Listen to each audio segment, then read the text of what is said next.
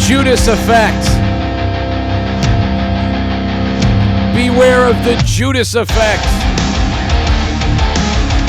by Chris Jericho. Yo, this is, wow. What a night. What a night of wrestling. I don't know whether you watched AEW or you watched NXT, but either way, man, this was a crazy night. As far as AEW goes, it was that was really good. I mean, a pretty good night, man. Overall, I mean, I got to tell you, so far, pretty good stuff overall. Welcome to the party. This is your AEW review, boys and girls. What up? How's everybody feeling tonight, man? Feeling pretty good. Keep playing the out of nowhere music over and over again. I don't know why. My bad. Let me log in, baby. Here we go. We're going to take your calls tonight for the AEW review. We can talk NXT, AEW, whatever you guys want to talk. We'll bring it all. We'll do it all. We'll do everything right now. This is Wardlow from AEW, and you're watching The Joe Cronin Show. A wrestling podcast with attitude.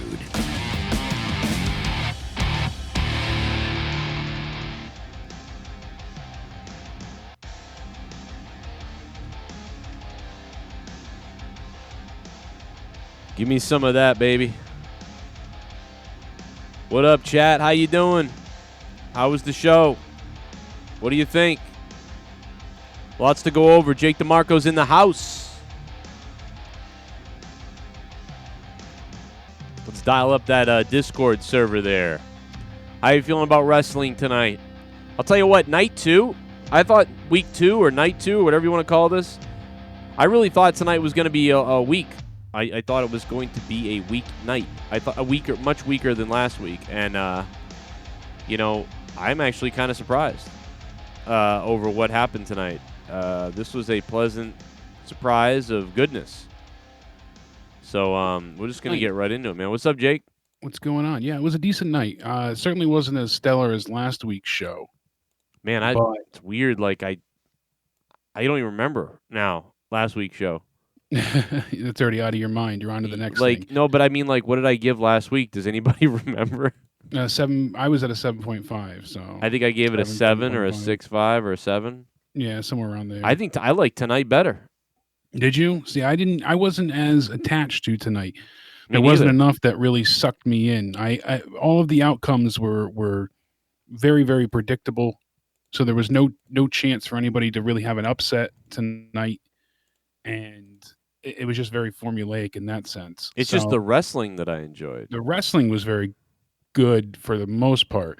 The 8-man tag got a bit wonky as they couldn't figure out who was a legal man, and there were a few hiccups, but that was weird. We were able to recover. The Britt Baker stuff was WWE cringeworthy. Yeah, that was unnecessary, having Big Swole not be able to enter the building and serving people cease and desist letters and things of that nature. Yeah, unnecessary, but I watched, the only thing I saw from NXT was the main event. So I cheated. I watched the main event of that and Orange Cassidy at the same time. And I think the NXT main event was miles ahead better, honestly. Man, I didn't get to see Both it. were very good. Orange Cassidy, put on a hell of a fight, but that is certainly not Jericho's best match of his career, like he's been touting. Yeah, I wish I didn't read that, because had I not read that, I would have thought, wow, that match was a pretty good match. Like, yeah, it was pretty good. It got better as time went on. But it was not. Yeah, I don't know what he was talking about. Like, he was just trying to sell the deal. But I think what he actually did was a disservice by overselling it.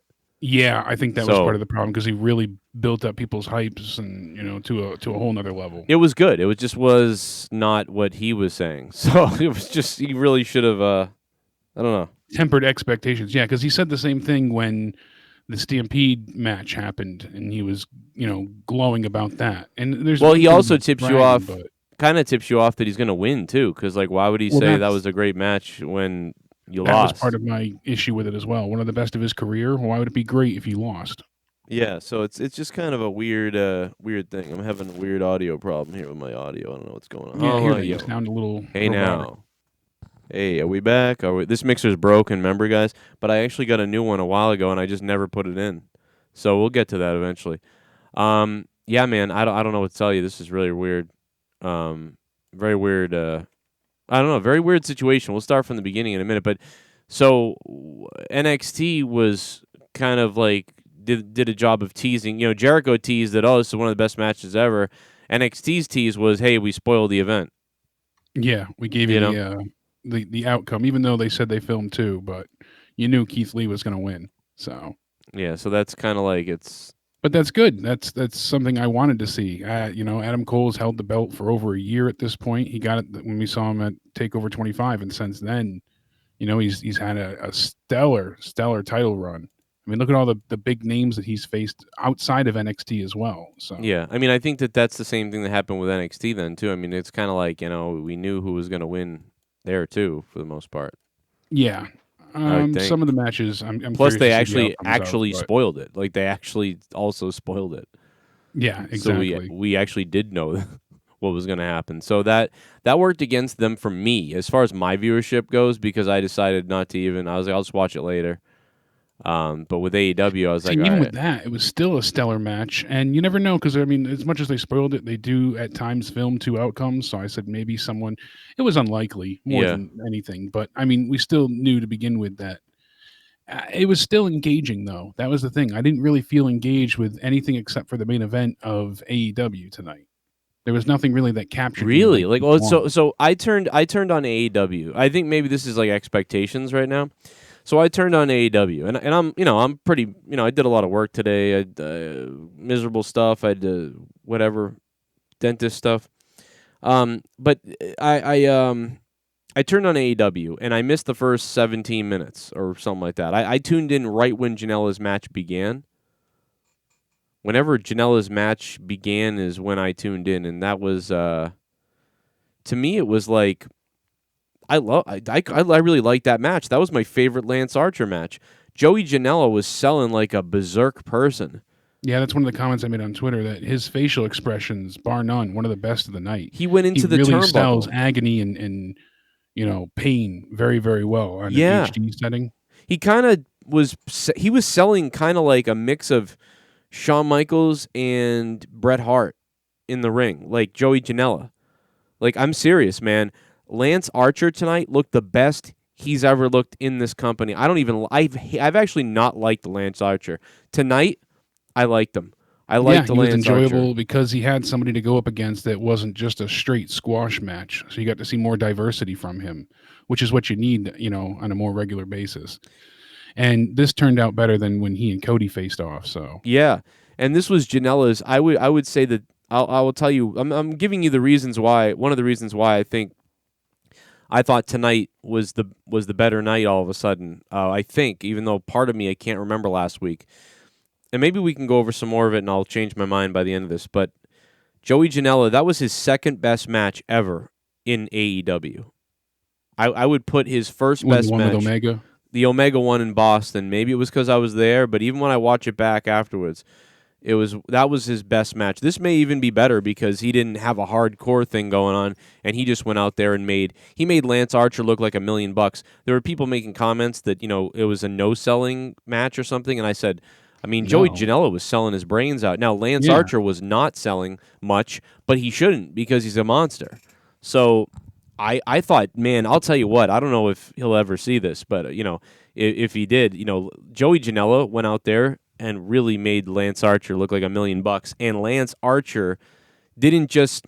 Sometimes these big guys that are boring, that don't do well, sometimes they just don't even do anything or add to it. So the guy sells and makes him look good, but then the guy doesn't add to his own character to make himself look good too. And sometimes I've noticed that about Lance Archer, that he doesn't really make himself look that much better. He just kind of looks like a badass big guy, I guess, and who cares? But tonight, I felt something from him that was different. I felt a little bit of charisma from him that I don't normally get. So that's my favorite Lance Archer moment ever in AEW, and that's Joey Janela's, I believe, second best match ever that he's had. So I'm giving that match an 8 out of 10 because of the story and the selling by Joey Janela and Lance Archer rising to that character. Jake Roberts didn't eclipse Lance. He sort of added to him by having the snake. Jake Roberts even made a mistake during the match by distracting the referee, so that kind of made Lance look like, vulnerable, and it wasn't his fault, and then he still had to do well despite even his manager not doing so well. Normally, plus Jake, him coming out with Sonny Kiss was an awesome, way to start the match. right? Like, I've already taken out your backup. Now what? And then the moment where they did take advantage when Jake was distracted, Sonny Kiss, they really nailed that. Joey got something in, I think it was, and then Sonny Kiss had to come off with the 450 or whatever he did, and that looked crisp as hell. Like, to execute all that perfectly, was really pretty cool. I'm more of a fan of a wrestling match developing and becoming an authentic, we didn't know how good the match was going to be, and it just grows, and they're calling things on the fly, and they're feeling it. That's more of a spot. Like, you plan that spot, and that's kind of annoying, and it's well, this is kind of bizarre, that they're planning this spot and doing this thing, but and they're going out for some hanging. All right, Tommy, let's let's try to relax a little bit, brother. Okay, let's calm down, Tommy. All right, let's not. But what did you think about it? I enjoyed it. Like I said, I liked the way it started out. It was very visceral. The two of them, literally, I say it often, but it's the truth. They beat the hell out of each other. And, that huge top rope lariat looked fantastic. Tons of great selling. And, you could hear the shots when he would, strike his chest just echo and reverb throughout the mostly empty arena. So it just had that oomph to it that really seemed painful. Sorry, bro. And, besides that, though, I liked the ending. That was a hell of a freaking, blackout through the table at the end. That was nuts. So yeah, smacked him, grabbed him by the hair and continually smashed his head into the table over and over. So, that was a pretty definitive ending. And I like the visceral nature of it. The thing that I would really do without tonight, besides the Nyla Rose stuff, which she's had decent or good matches in the past, this is more of that Ryback feel. How many opponents can you beat at once to look impressive?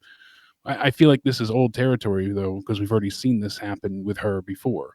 It's unnecessary. But anything that wasn't wrestling on AEW tonight, I feel like kind of fell flat. The title unveiling, I don't think did much for the FTW title with Taz. The Britt Baker stuff was a bit of a flop. Even the Darby Allin stuff, I'd much rather see him back on TV than him doing stunts.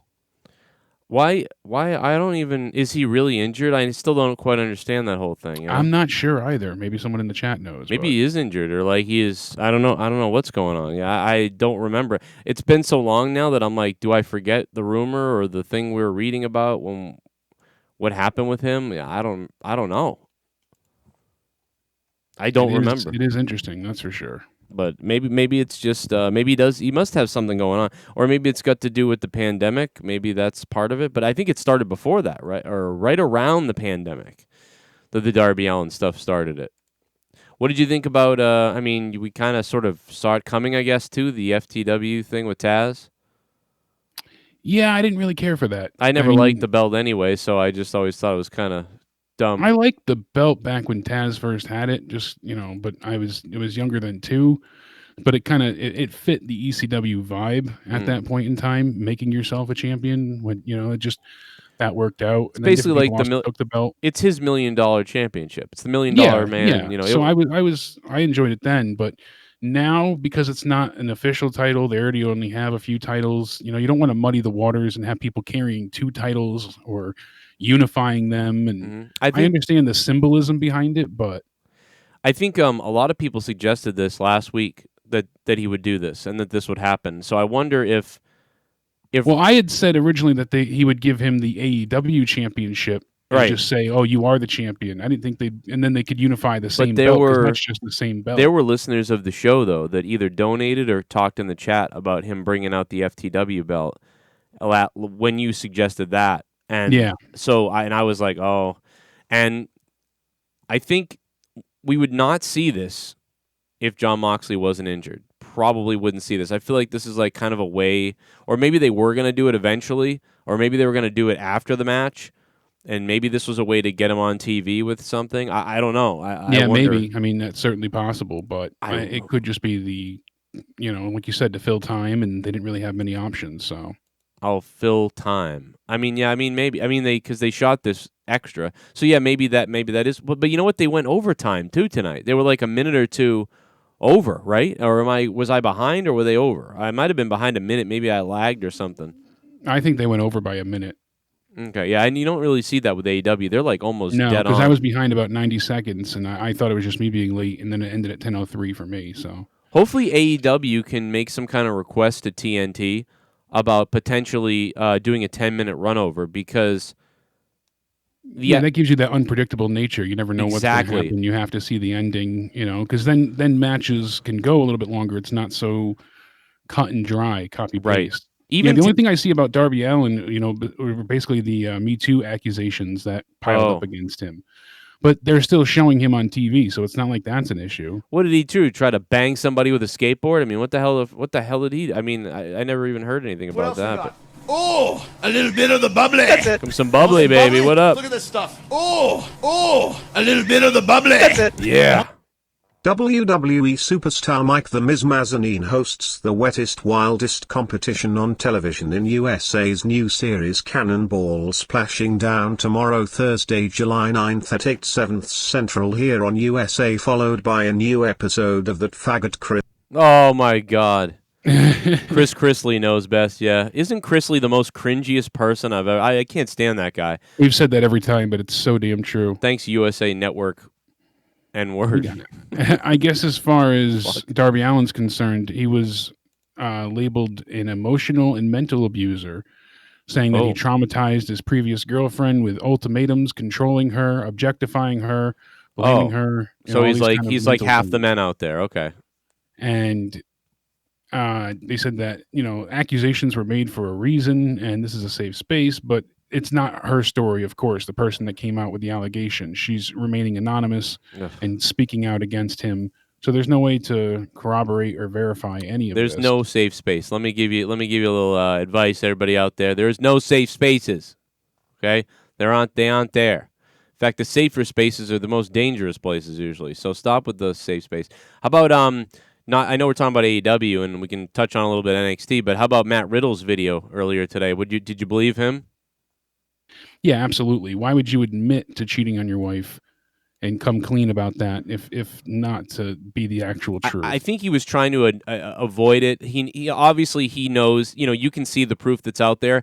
But I think what was going on is people were still asking, like, wait a minute, though, why does this exist? So I think he felt compelled to need to say, all right, it's because it did happen, because I did cheat on my wife. But I didn't do this. So it doesn't mean he's not guilty and he didn't do something else that we don't know about. But this really does sound like woman scorn type of thing. Because you wouldn't stop. Most women who get attacked like this, and by the way, I don't know anything. And, I'm not saying it didn't happen.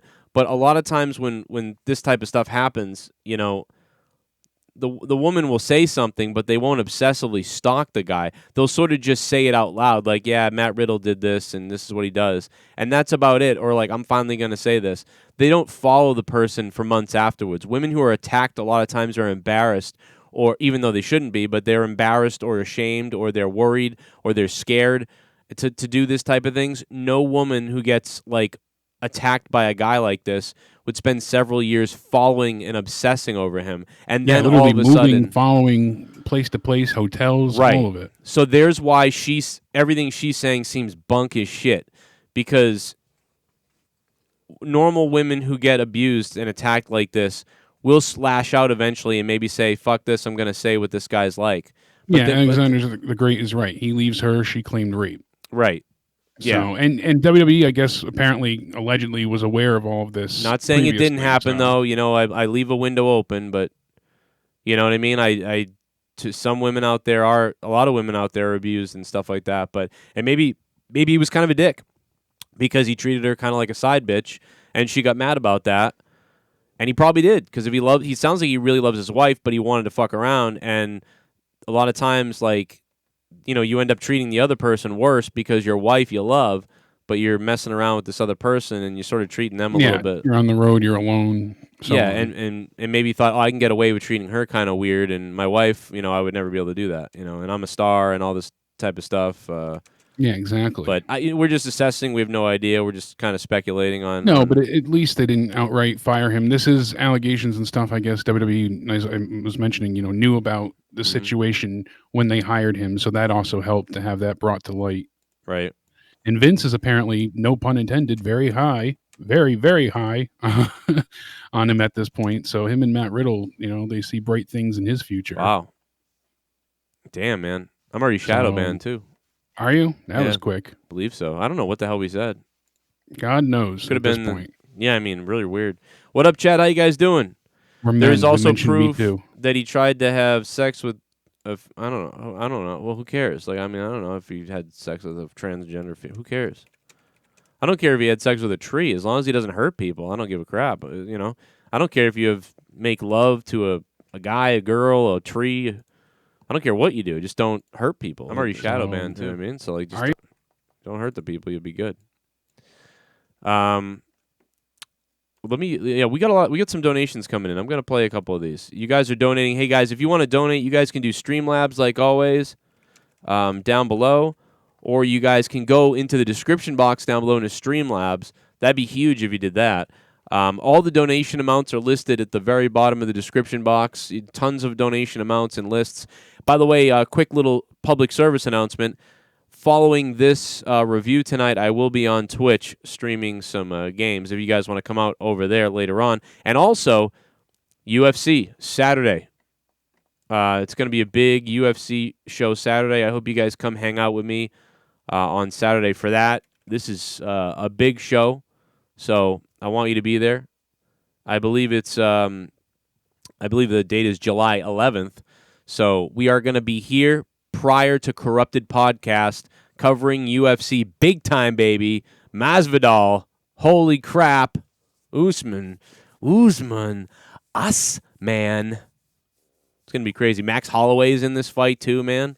Yeah, it's going to be nuts. Especially, I just like the idea of Fight Island, Abu Dhabi. It's pretty cool. Yeah. Concept. Yeah, UFC. Awandi, you going there, man? Our buddy Awandi. It's right down. Just walk up the road, man. You're going to be killing it. It's going to be crazy. Should be good. Yeah, man. I'm pretty pumped up. So Saturday night's going to be a big deal right here. We'll talk UFC and everything else like that. Let's go to the donations. AEW Fyter Fest. This was Fyter Fest week 2. What did you think? What was week 1 better? Week 2 better? Was NXT better? We want to hear from you guys. I'm going to open the phone lines in a few minutes. You can jump on Discord if you want to. We'll put you on that way, or we'll get you on via call. You won't be able to hear Jake, but he'll be able to hear you, and we can react to what you have to say on the phone. 339-226-6610. That's listed down below as well and in the chat. What's up to all you regulars and all the people that are becoming members by hitting the join button down below? Thank you, and the new patrons and everything else. We're ready to go. Super Chat Party. Steve Callan. What up, Steve? Hey. Joe 7. 5/10 tonight. 7.5 out of 10 tonight. I'm assuming you're talking about AEW.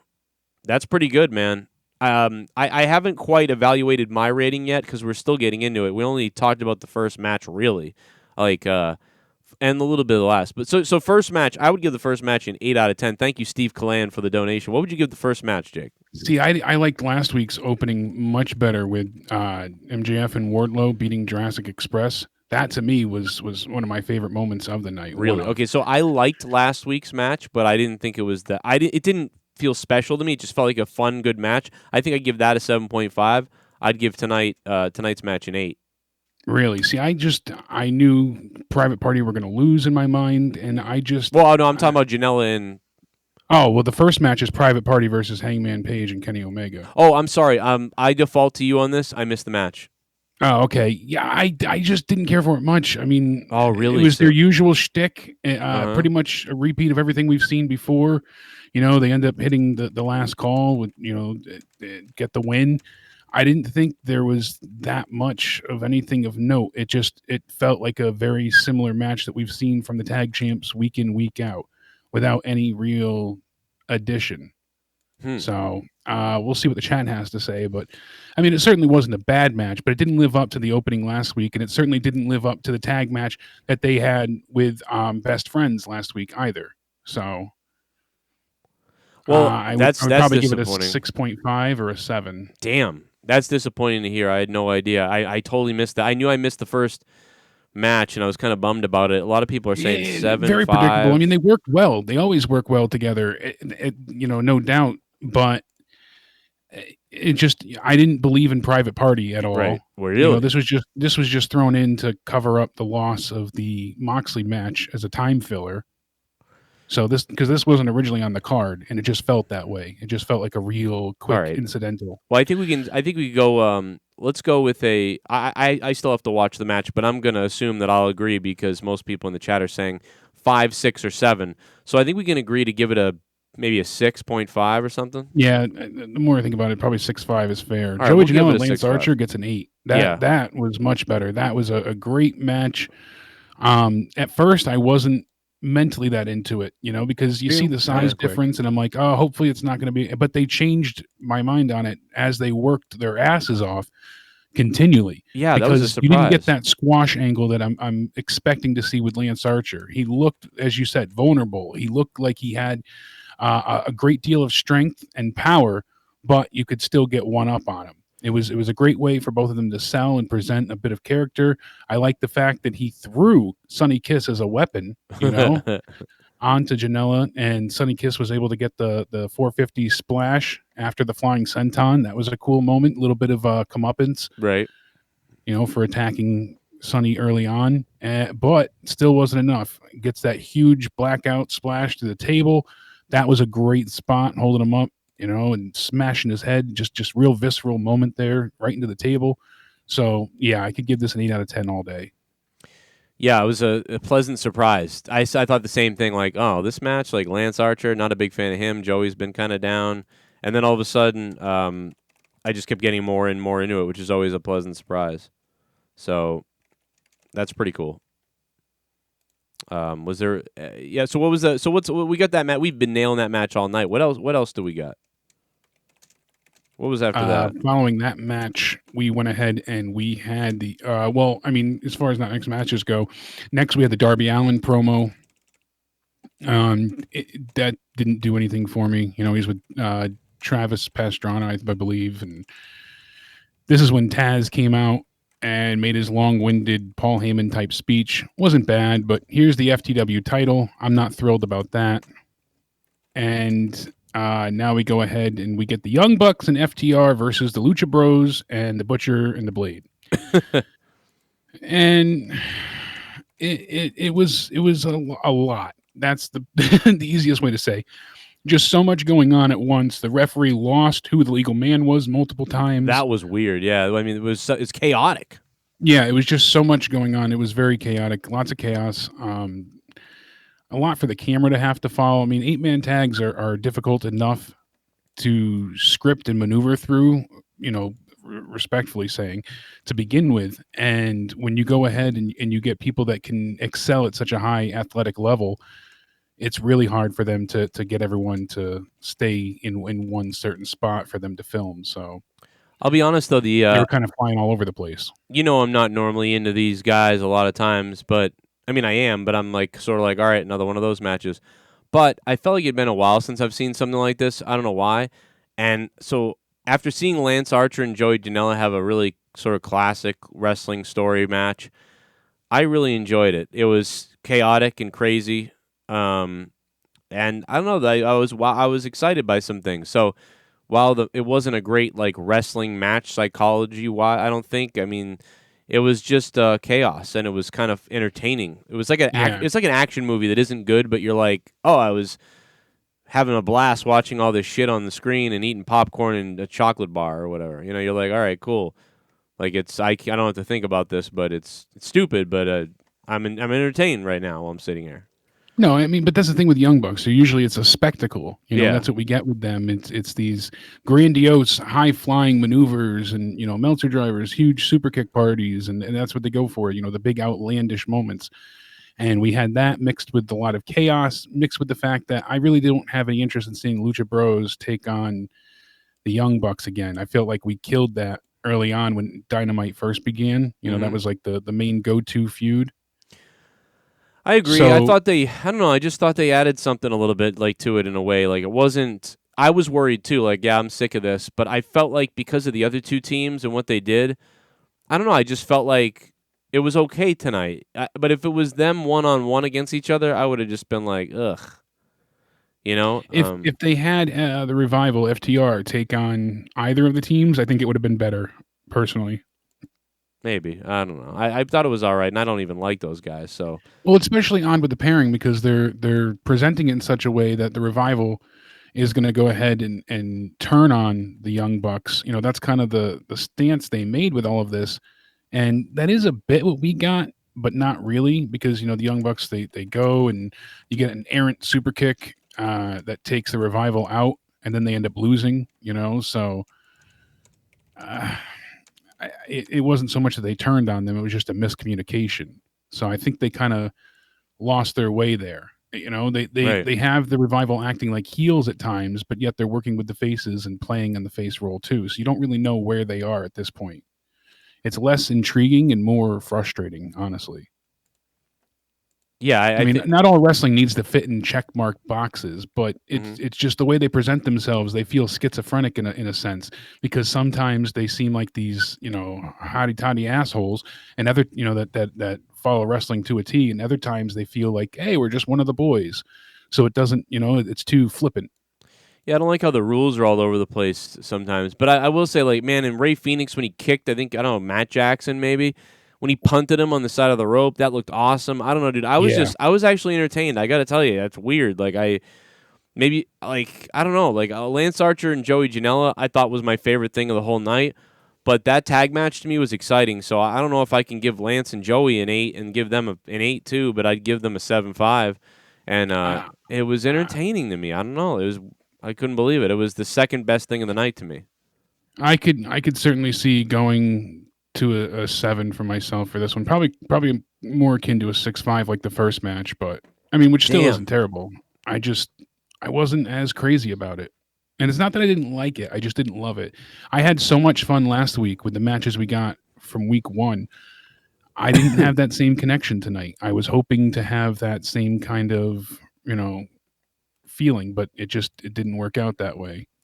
Nothing really felt like it was these huge stakes, and I think that's because we did all the title matches last week, so that's part of it as well. I guess I was just shocked that, like, I felt like I was on a roll a little bit. I'm the opposite. I felt like Janela and Lance Archer was so good, and then this match was exciting to me. So I felt like we were on a roll there. I thought that was the best of the night, and then, you know, Chris Jericho and Orange Cassidy had a pretty good match, and well, next we get Big Swole on the outside. That was a waste, saying she drove 3 hours. She's suspended. That was WWE cringeworthy. Yes, that was really bad. A waste. And then we had Nyla Rose taking on Kenzie Page and Kylan King.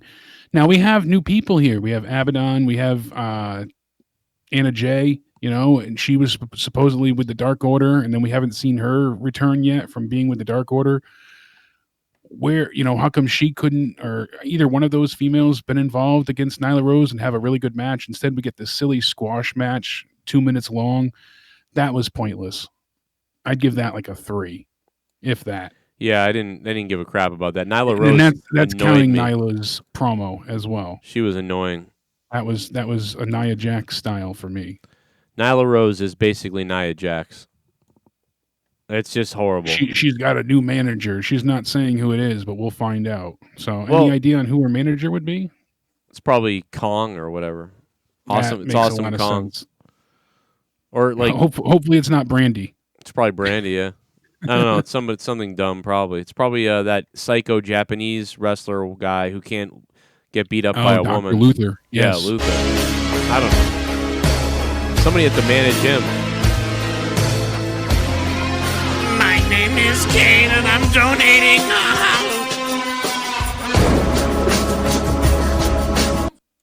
Welcome back, Jake. Thanks, Joe, for the video about Matt Riddle. I wouldn't have seen it otherwise. Dan and I wondered if you know the history of that belt as introduced. Is it a belt likely to be in rotation in AU now? No, it's just Dan and Carl. What's up? It's like he introduced it back in ECW. It was kind of not a legendary thing, but a very well-known moment, a thing that happened with Taz. But the bottom line is My friend used to mark out for the whole thing. I don't know why, but my friend loved that. He was like, the FTW title, and he was like all obsessed with it. I thought it was lame. That was when I was a kid. I like Taz, by the way. I like Taz, and I like all these things. But even then, I remember just being like, I don't care about this. Like, it seems dumb to me. But it's, Paul Heyman gave the title to Taz, right? As I remember there was like an injury or something, and the match couldn't have something like that. Yeah, he got robbed, basically. Yeah, so the match didn't happen. So he was like, oh, and Paul Heyman awarded him like, oh, you're the real badass, like the real motherfucker championship. Same kind of idea. It's not honored by the company, but it's still looked at as like, oh, a badass thing to hold. Yeah, it's like you said, the $1 million title. It literally means nothing. But the $1 million title, at least you were like, wow, is that thing made of diamonds? And this guy's rich. He had his own title made because he's such a cunt. Like, this is amazing. So like the $1 million belt is way better to me. I never liked the FTW thing. It was kind of funny to say, fuck the world title. That's kind of funny. Like, yeah, I think that was part of thing. It. But yeah, it was always I always thought it was kind of dumb. And my friend, who was like an idiot, liked it a lot. So maybe I'm just irritated by it because it makes you think of him, because he turned out to be an idiot himself. My name is Oh shit! Cry back. Give me some more money. My name's Ryback. Oh my God! Money. My name is fucking Ryback. Give me some more money. Money is my crack. My name's Ryback.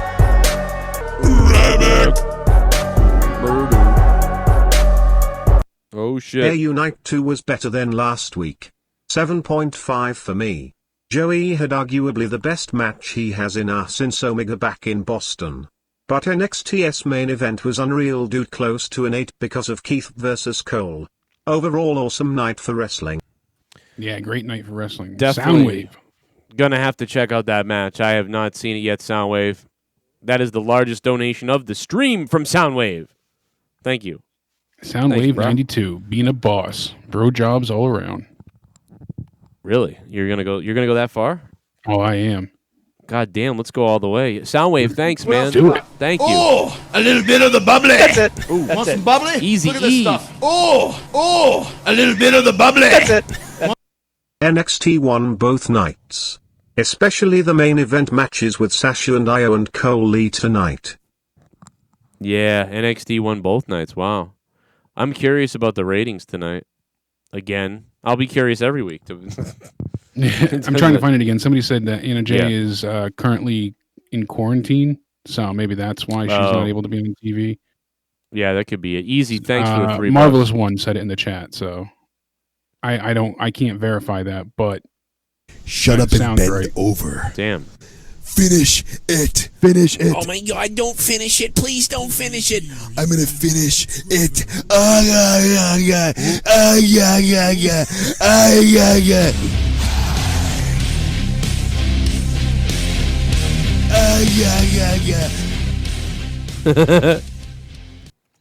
I am pissed we didn't get the Puppy Bowl tonight. I wanted to see Jericho release the hounds on that segment, but it was a rib on Vince the whole time. But with Cage having the FTW title, I wonder if that can officially be used as the deathmatch title. But Cage having the FTW title, I wonder if that officially be used as a deathmatch title. That's not a bad idea. Bowl. They had the Puppy Bowl? Yeah, it was on the AEW YouTube channel. Oh, they did do it. Okay. It was the Puppy Battle Royal. So they had different hilarious. wrestlers kind of come in and they acted as they put different puppies in their little ring that they showed. Oh, God. And they went at it. It's just like the Puppy Bowl usually is. And then they had like an MJF dog. They had Orange Cassidy as like a little dog. And they had a stuffed referee in the ring that the dogs bite and it makes the fans go nuts. They should have let him eat his balls. But it was all about Angel's pet rescue. So where you can go and adopt the animals and stuff. So it was cute. That's kind of fun. Yeah, I can't give him crap for, trying to find animals homes. That's great. Yeah, that's not bad. And I'm glad it wasn't on TV because then it would have been... It would have been ugly, yeah. Yeah, it's especially too bad, this is like a 9-minute video of Puppy Bowl. It's too bad more people didn't know about it. You know what they should have done if they wanted to make money was every time someone dropped $100, the wrestlers would shout you out on the stream or something like that. You know, they could have really done some craziness. Yeah, raise money for exactly. They could really go nuts with this stuff. They don't utilize a lot of options that they have with their 1.4 million subscriber YouTube channel. Yeah, I would think they have would. more subscribers than they have viewers on TNT. So take advantage of what you can. Is it AEW YouTube or you mean the AEW YouTube has 1.38 million. Oh my God! I thought they had like 500,000. Maybe I'm thinking of Being the Elite. Yeah, they've spiced it up. They're up there now. Oh my God, man, that's a lot. I had no idea they had that many people on their YouTube channel. Yeah, it's grown exponentially. Holy shit, that's crazy. Oh my God. Billy, you cunt! Frog off. Crow Joan and I feel like AU is a crowd-driven show, but it was fine tonight. Nothing spectacular. Cinemax porn is better than WWE. Would you rather bang Sasha or coronavirus be over? I mean, I guess I'd rather have coronavirus be over, since my wife is, man, I love my wife, and she does it good, so I already got that going on. What if you went to Leah though and been like, but babe, it's Sasha Banks. She's ready, willing, and able. She's like kind of like the half black version of you, honey. You know? Yeah. Do you get a hall pass or what? Yeah, I don't know. That's a tough one. I feel like maybe that's why I like Sasha, because like she's sort of like the half black version of Leah. See, so similar features. Very, very close. Yeah. Yeah, I don't know, man. It's yeah, I don't know. I mean, I got that. She got that look. I don't know, but yeah, I don't know, man. I don't know what Leah would say. The danger with the hall pass is you got to see who replaces you. That's the real question. I think she'll I'm find good, somebody though. 12 inches and see like a horse. I'm gonna go with the COVID because I've already got my wife. You know, I've already got my wife. You know, me and my wife. There we are, and we get rid of COVID. Now we can go on a vacation and stuff. Yeah. Hey, that's a good idea. Get the hell out of this place. Finally. I've got the white Sasha Banks. I'm good to go. I don't need that. That'd be stupid. Then I would just be what? Then I get divorced because I cheat on my wife with Sasha, and then we all still have COVID. Like, F that. That's stupid. That sucks. I'm not doing that. Then you're sharing the COVID. Yeah. Yeah, that's bullshit. Like, I'm not doing that. You want to get rid of it. I think Sasha's great, but and she's married already. Like, no, let's not. We don't need to do that. Now, if I was Sammy Guevara, I'd just fucking creep up on her in a gym, club her in the head, and drag her out in the. No, nah. Just take her with you. I just take her. You know, just do whatever. But no, man. I do love Mercedes KV. Like, let's go back to the old photos and just what? No, what are you doing to me, man? Why do you got to donate that to Po Boy? What are you doing? He's getting you going. Well, what if Leah said yes, but then she would have to sleep with Tommy as revenge? No, because then we all have COVID still. That's still sucks. This is bullshit. Like, I don't want to do this. Forget the COVID. That's the problem. That's the biggest You thing. get Sasha Banks, but Leah's revenge is she's going to sleep with Tommy. Oh, I don't know if you could look at her again. I don't know if you know this, but yesterday we did Till Death Do Us podcast. It's up on Patreon. The pre-show was excellent on YouTube. Leah said no to letting Tommy put a nut on her head for $5 million. Yeah, she was not having that. I think I even asked $500 million. So, you know, like, that's crazy. Like, I mean, $500 million, for $500 million, Leah said no to a nut on her head from Tommy. $50 you can turn me inside out. My God. I said $1 million, dude. I'd swallow his load. Like, all right, I'm a guy. JCS reporter, Broken Line. My name is Kane and I'm donating.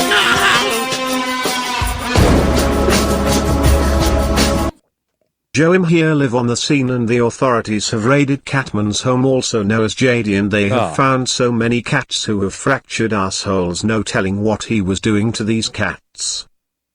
Good God. Fractured bungholes, nothing to laugh about. Broken or joke Line. about. Damn. Thanks for the report, Broken Line. Was there any Broken Line? Thank you. Was there any match we missed tonight? The one that we really didn't cover after that was the main event. So, well, okay, let's. And we had Orange Cassidy the main event. sold well, we talked a little bit about SCU in the Dark Order. Oh, yeah, we skipped that. Yeah, we didn't talk about that. So after Nyla Rose, Colt Cabana, the Dark Order come out. They did have a decent little backstage moment where Colt Cabana was in the trainer's room injured, but they said, you're cleared to wrestle tonight. And he said, yes, Mr. Brody Lee. So you could see he's becoming indoctrinated to the Dark Order finally, not really putting up much resistance there. They beat SCU. It was okay. SCU. I give this match probably a 6. Again, this is one that I didn't really care much for. Yeah, this was nothing. Nice story. I want to like the nice Dark story. Order. I do. I want them to. I want to like them. It's just they make it so hard. They do. They make it so difficult to enjoy what they're doing. When he first came in with the Vince stuff, I was like, okay, this could be decent if you. And then they just crapped on that. Nothing went forward. It's like they're gonna keep changing. They've got like schizophrenia with this group. Yes, it's like, yes, absolutely. What the fuck? Like first they're like this demonic, but then they're goofy. Then they're demonic, and then all of a sudden Brody Lee they're comes more in. of a cult. Then they're not. It's a dictatorship. Then it's it just it's they're all over the place. I mean, and very then bizarre. They don't know what they are. They don't know what they are. They don't yet. know what they are. That's the answer. They don't know what they are, which is weird because you would think Brody Lee kind of wanted to get things going, and he don't know they don't know what they are. Yeah, he doesn't know what he wants to accomplish. You figure they should be going for the tag titles. They should be going for everything. They should want to hold out the gold and just run roughshod on all of AEW. And they're not really accomplishing much. I mean, they did beat SCU tonight, so this is the best they've looked in a while since especially Colts joined. But you're right. Oh boy! I mean, whoa! I just got my quote from the plumbing. Holy shit! Oh god. $5 million in one of your children. No, I read the pipe that's gonna it looks like my piping is gonna blow up down in my basement. The one you had posted on Twitter, I believe. Yeah. $1,600 is what I thought it was. So I was like, oh shit, that's a lot. That's fucking crazy. That sucks. But then I looked, and the total is $3,200. Oh god. That was the down payment you need to get it started. Is the $16,000. Yeah, just to start it. So. Woof. Wow. Disposal of old cast iron pipe fittings. There's a disposal fee. Just keep it in my house. I'll dispose of it. I'll dispose of it. Don't you worry about it. It's ridiculous. I'll take care of it. I think I'm going to call the other plumber. I got a guy named Gino. He's down the back of an alley. He'll take care of it real good. F that. Yeah, forget that, man. I'm gonna call my friend the plumber because he was like, I'll do it for less. Yeah. I bet you can do it. Danny, you could do plumbing, right? Yeah, she could just get her down there. She got the Italian hand. She'll make it go. Well, first of all, I can get all the parts free because my mother works for a company. So I can get all the parts for free. You just need the labor. Yeah, I just need a guy who can do the labor. That's what your son's for. $1,200. Come to work early. I bet you $1,200 I could get the pay a guy $1,200. Here's the parts. Go to town. Forget that. Yeah, you can have that happen. No doubt about it. We got dentist coming up. I skipped the dentist. Tell me if this is a good idea. Yeah, you know what happened is because I know you got the filling part. And I don't want to pay for it. I don't want to pay for it. Yeah, I don't blame you. So if it's not killing you at this point, then the guy put a temporary filling over it and was like, "There, now you're out of pain." And so I'm kind of like, I'm just gonna leave it. With that and the antibiotics, it probably cleared up and made its way better. So now you just kind of play a waiting game. Once it hurts you again, then you go back in. How's your leg doing? Your leg was purple and swollen. I was going to show you were big swole. Yeah, it looked like my whole right side of me was so swollen. It was ridiculous. They had to drain it. It wasn't fun. That's fucking crazy. From the stupid the way that I whacked it on Father's Day. At the barbecue / party we were at, everybody was out front. I went in back to check on Danny and one of the other kids swimming in the pool, and the deck. It has 3 stairs that goes down, but of course everybody's out front. No one tells me, "Hey, don't use the stairs to the right," because that top one isn't sturdy and is broken.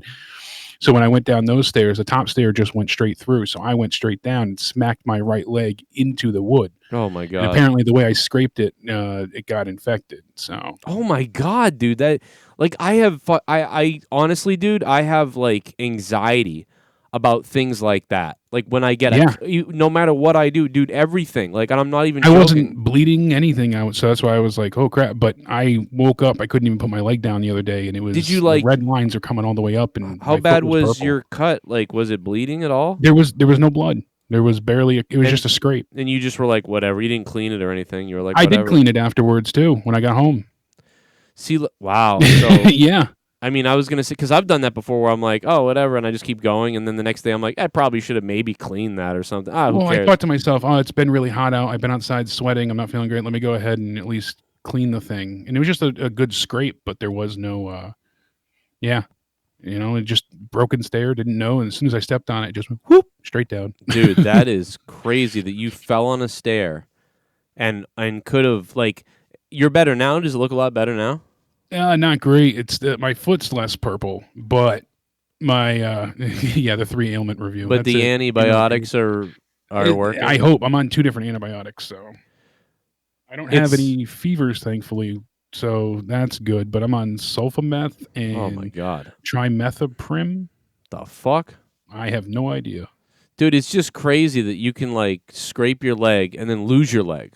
Yeah, because you scraped your leg. Getting it drained at first, there's no pus or anything. I'm like, oh, it's just blood. And then they brought in the ultrasound, and they tapped into it. Dude, what is wrong with you, dude? You got all these problems, and then I'm prone to infections because of the time I had the bad staph infection too. Is that what it is? Shit luck. I mean maybe your immune system's weakened and stuff. Oh, it's definitely especially not eating really and living off of vitamins and. Oh my god, dude! Like that's crazy. You taking iron pills? I take iron, a whole bunch of different types of vitamins, daily vitamins. Look at my pipes. Chews. Look at my pipes. Look at that. Yeah, that's a wreck. I mean, it's ridiculous. It's iron. I mean, this shit should be okay. That leaking that you're seeing though, the plumber, that ain't really leaking there. That's some old spill. That's got to be something. coming from. But that's old. Maybe, this is like dried into the pipe. That's not what I'm talking about. Even though it looks like it's leaking, that's not leaking. That's old. Some kind of old leak that happened. The only part of the pipe that's wet that looks like it leaked or something was this part, like the part of that connects the downstairs bathroom to the main exit of the plumbing. It looks like that, and it's like a little bit of a drip right here, like coming down. So that's what I was concerned about, and I was like, but the guy comes in and he just goes, "Yeah, where is it?" I'm like, "Right there." And I'm like, "Yeah, what do you think? Do you think you think it'll be all right for a while? You think this, whatever?" He doesn't tell me anything. He just goes, "Oh, I'll have a quote for you later," or whatever. He didn't say shit to me, though, and I'm like, oh, my God, dude. And I go, yeah, I just don't want... That's usually the worst. It can't ease your mind or quell your fears. Or tell me anything. Like, I mean, and I'm like, yeah, I just don't want it to blow up and, like, ruin my whole basement, And he goes, yeah, but I just came from a house like that. He's like, yeah, that happens. And I'm like, yeah, I don't want it to happen here. And this ain't PVC, and this house is from 1967. So, and this looks like fucking Frankenstein put this thing together. Like, hey, let's add a bathroom. Okay, put this pipe over here now, connect it to there. Hey, let's add the dishwasher. Oh, let's put that pipe down through there, and this one come up through. Like, and they're just fucking adding shit all over this thing. And I'm like, just replace this whole method with PVC or something. But I don't know. We'll see what happens, man. So if you can replace it and update it so it's not, that'd be this way. It's easier to replace if anything happens in the future as well. Future proof. Anyway, we took a little break there from the wrestling. So what do you guys think? If you watched AEW and you watched NXT in the chat, do you guys have a feeling here of who won tonight? Seems like a lot of people are saying NXT won tonight. Yeah, Spaz was filling me in on a great deal. Spaz Phoenix, he'll have his NXT review up tomorrow night, and it seems like they're the better show tonight. I again, my attention was paid to AEW, but right off the bat, wow. You had Candice LeRae versus Mia Yim in a street fight, and he said that was just as good as the match that you love with Tegan Knox. Really? Yeah, he said that was right up. I gotta rewatch that Tegan Knox one again too, because that was great. And oh god, I don't normally. Mia Yim doesn't always do very well to me, but all right, I can't wait to watch NXT, and I'm gonna have to review that. I'm gonna review NXT. It was almost longer than any match on AEW. It was 15 minutes long, 15:51. So, damn. Then they had Bronson Reed and Tony Nese. Apparently that was really well. And then Johnny Gargano versus Swerve, Isaiah Scott. Swerve Scott and him apparently put on a clinic, and everyone on Twitter was telling me to make sure I check out that match afterwards as well. So that was a 15-minute battle, and some people said it was really good. So I'm looking forward to checking that out afterwards.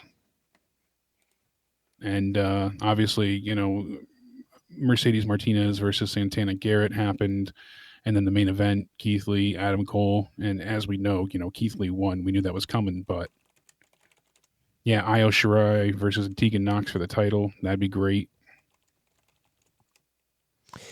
No spoilers, please. Jessup, you better mute, bro. No, I'm just telling who's in the match. I'm the only one we've gone over for. Well, but I who mean, won. but everybody's been spoiling it all night long in the chat. So Yeah, the don't only even... thing I'm saying who won out of those matches obviously was the main event, and that's because that was already spoiled a week out. So Yeah, I would bail though if on the chat. I definitely, and I wouldn't even listen because we were basically kind of going over both shows. So, unknown caller, I lost you, bro. I picked up the phone, you weren't there. You want to call 339-226-6610. There's donos coming up. What did you guys think of AEW? Plus this Saturday night, UFC. I will be live with the UFC reaction and review. Big fight night this Saturday night. So right here on Joe Cronin Show, we'll be live. We'll be having a bunch of guests on, party time, fun time. And tonight, I'm going to be hanging out to play on Twitch. I'll be hanging out on Twitch on my gaming channel. Come by on Twitch, man. We need some views and bits and love and crazy. And we'll get all weird on Twitch in just a few minutes. Here we go. I'm about to get it, man. Here we go. Here we go. About to get it, man. Here we go. Here we go. Here we go. Oh, no. No repercussions. No repercussions? For what? Is he talking about his other donate? maybe. I'm he's talking about the Sasha question. That's what it is. Oh, no repercussions. Gotcha. Yeah, I wouldn't lose my wife. No, I'd still go for the COVID. I mean, I'd still get rid of the COVID because I can still have my wife and have COVID. I'm not really. I'm like, dude, it's weird. Like back in the day, I'd be like, yeah, like maybe I'd say yeah. I don't know, dude. I'm honestly. This is not sucking up to my wife, like or anything. I'm married, but I like my wife like a lot. Like I'd rather. I can just go, I'm just not into it. I think Sasha's hot, though, but I mean, now I'm good. Banana, fried shrimp, cookie, chocolate bar, green apple, roasted sweet potato, pineapple, pear, cherries, honey pot, lollipop, cookie, melon, dinner, waste basket, taco, champagne bottle, carrot, pancake.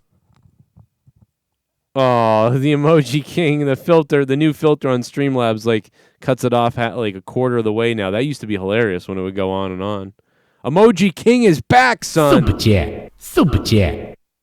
NXT main event winner books them into a corner. Corwin Eberly, what's up? NXT main event winner books them into a corner. Thank you. Oh, really? So, shit bum! They're screwed?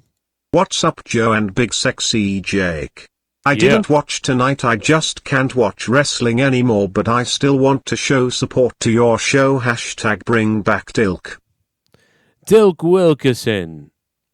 I got you, Jessup. I know what you're saying, bro. I feel bad if you got spoiled. I'm sorry, dude. I know we sometimes separate it, but...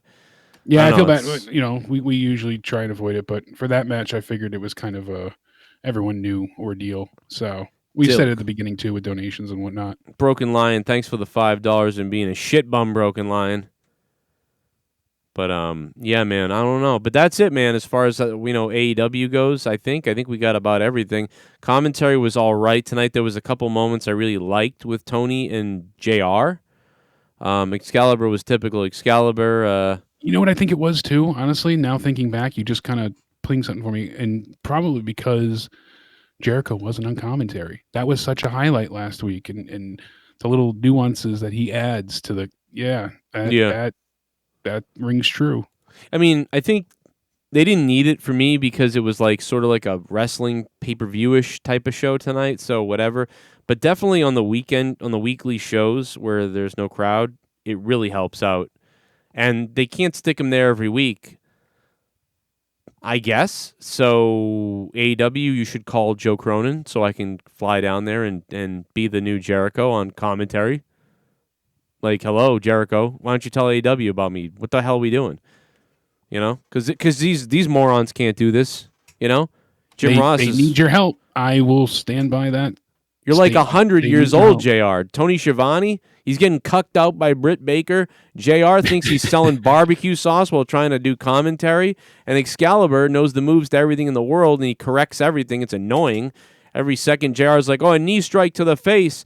And then Excalibur has to go, bicycle knee kick. Like, it's like, we already heard the move called, dude. You don't got to recall it to tell us how much more you know the fucking moves, you goofy bastard. Like that annoys the hell out of me when he does that. It's like JR just called it and then he like corrects it.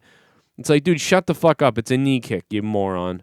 Like Jim Ross, like what a bicycle, what a knee strike to the face, and then Excalibur's like a bicycle knee kick. It's like, all right, dude, we get it. You know all the moves, you fucking idiot. You're not gonna have sex tomorrow, all right. All right, you know every last little, it's the bonsai kind of maroon, ultimo. He just comes out with these things sometimes. Like I know all the indie moves. I don't remember that sound. I just clip. called it a big boot, but okay, And then every time they even said it again tonight, JR's got to say "tope suicida" just to kind of be mocking, just call it. Please call it a suicide dive. Please stop it. It's the same thing. So call it a suicide dive. The fuck is this? I don't know. It's just so that's cringy to me too, man. It annoys the hell out of me. I don't know why, but it does. Unknown caller. You would work hello. great with them. That would be a lot of fun. I'd love to be there with JR. Oh my god, dude, I have a blast with them. What else we got? Oh, a little bit of the bubbly. That's a little bit of the bubbly coming in here. Look at this stuff. Oh, a little bit of the bubbly. That's it. Joe, did you send Tommy the fan? Cause I'm sure he is tired of the homeless guys leaving cum stains and his bed smelling like a trash can and homeless hairy balls. Yes, they're a fan on the way to Tommy as we speak. He looks like he's going to have a heart attack. I had to send him a fan. Unknown caller, hello. Yeah, he was sweating. Hello. Hey, Joe, I wanted your opinion on something that Excalibur said tonight. Yeah. During the Orange Cassidy and Jericho match, Jericho hit a Judas effect on Cassidy, and then shortly after, he kicked out at 2 after doing a code breaker. Then later in the match, not shortly after, maybe a minute or so, Jericho does the Judas effect and puts Cassidy away. But then Excalibur sells the move as if it's deadly, but Cassidy already kicked out of it, so it's like they contradicted themselves. So I must have missed the Judas effect, the first one. I missed that. I saw the code breaker, which looked insane, by the way. I don't know if anybody noticed this, but Orange Cassidy sold the shit out of that. Yeah, that was one of the best sell jobs we've seen of that in sometime. Dude, somebody clipped that and put it on Twitter. His code breaker sell he looked like he got fucking rocked. But yeah, I didn't see the first Judas effect. Did you see that, Jake? I don't recall. I remember he hit him with the bat and then hit the code breaker. Yeah, I remember he got hit in the head with a bat and then he got a code breaker. I don't remember the first Judas effect. Are you sure he did that? I'm pretty sure he did the Judas effect and then he did the code breaker. Really? I'm 99% sure. I'm sure you could go back or somebody could to verify, but I'm pretty sure. We'll have to have the chat double check that, because I honestly, unless my brain is turned into total soup today with all the drugs I'm on, I remember the OJ coming out that went into Cassidy's face. And then Trent and Chuck, best friends, came out to help. And then the distraction is when Jericho grabbed the bat that he came out with. Yeah. Hit him. And then he got the code breaker. And that's when he kicked out just before 3. Like it was like 2.95. He did back hit him. He back hit him with when did he do the Judas effect that you saw? What do you thought? When did he do it? It was like right before the finish. It was close to the second Judas effect. It was before. I might have after he hit him with the bat. After the bat. Chat says it's a normal and regular elbow. It wasn't the Judas effect. Oh, it was just a normal. Commentary might have called it a Judas effect. I think it might have been just a back elbow. I'm not sure, but to me it looked like a Judas effect. Yeah, well then that's weird. Luckily I didn't see that, so that didn't bother me. But if I had noticed that, I would have been like, wait. Was that the Judas effect? And so commentary did say the it, only but it reason it once. bothered me was because I feel in recent months they've built the move up so that it was strong and nobody could kick out of it. Yeah, see, like if I had seen that, if I was on commentary, what I would have done on commentary, if I saw a back elbow that kind of looked like the Judas effect, I would have said, "Whoa, was that the Judas effect?" And then, I don't think so. Well, he didn't get all of it, is what it is. He hit him with an elbow, but that wasn't the Judas effect that we. When Jericho executes the Judas effect, he does it. He hits it with a lot more power than that. That was just a normal elbow to the head. That's why it was just commentary messing up. I double checked through notes and stuff. So so commentary. They should have cleared it up on commentary, but okay. But this anything else, caller? I'm sorry. I just wanted to point that out. I thought it was noteworthy. So Yeah, thanks that's a for good catch. Calling. Thanks, man. Great catch, man. I didn't even notice. Luckily, I didn't notice it, so it didn't bother me. But if I had noticed it, yeah, I'd be just like you. This is basically Excalibur right here. Big fat fucking weirdo that watches wrestling all day long. Because I watch wrestling, I know all the weird independent wrestling moves. I'm gonna use some of them on him. I'm gonna. Devo said it was a normal elbow, and Excalibur said Judas effect. So, oh my god, yeah, and Excalibur. That's why it makes sense. Yeah, because I don't remember seeing it. I turned down the commentary at the end because I was getting pretty miffed by them at that point. So now, wait a minute. Did the pinfall happen after that then, and then he kicked out of it? Yeah, he hit him with the bat, landed the code breaker, and he got the elbow first. So okay. Well, then Jesus. So he kicked out of elbow, bat, code breaker, kick out. Code breaker, just near fall, and then that's when he got the stunner there. When he went for the suplex into the stunner, and then he landed that huge swinging DDT. Good God! And almost got another near fall on Jericho. And then he went for like the Superman punch, and Jericho caught him with the Judas effect, and that was it. Well, so like Tony Schiavone or JR should have jumped in and said, "Well, I don't think that was a Judas effect. He got him with an elbow though, and otherwise that may have been that he wouldn't have needed the bat or the code breaker. To be honest, that was just a regular elbow. But if Orange Cassidy's going to kick out of an elbow and a bat to the head and a code breaker, you got to wonder if the Judas effect will be able to put him away in this match." That's what they should have. That's how they should have cleaned it up. If I was on commentary, that's how I would have done. I want to know what you think. Where do they go from here, though, Joe? With what the story of this whole story, is it over now that Jericho won? Does Cassidy try and come back and avenge his loss, or is it just they're going to move on? I would advance this to a hardcore match. Like, all right, you want to cheat with bats and stuff like that? Let's make the bats legal. I can use them too.